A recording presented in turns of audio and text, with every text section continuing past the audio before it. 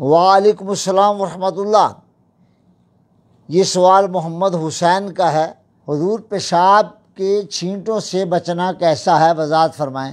جواب یہ ہے کہ پیشاب کے چھینٹوں سے یقیناً بچنا چاہیے، اور اجتناب کرنا ہی پاکیزگی ہے، یہی صفائی ہے، یہی ستھرائی ہے۔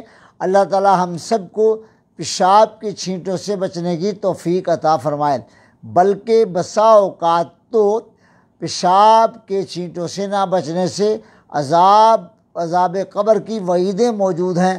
اللہ کے نبی صلی اللہ تعالیٰ علیہ وسلم نے فرمایا کہ اس قبر میں مردے کو عذاب ہو رہا ہے، اور اس کی صراحت یہ فرمائی کہ اپنے پیشاب کی چھینٹوں سے یہ نہیں بچا کرتا تھا، لہذا پیشاب کے چھینٹوں سے بچنا چاہیے، ورنہ عذاب قبر تک ہو سکتا ہے۔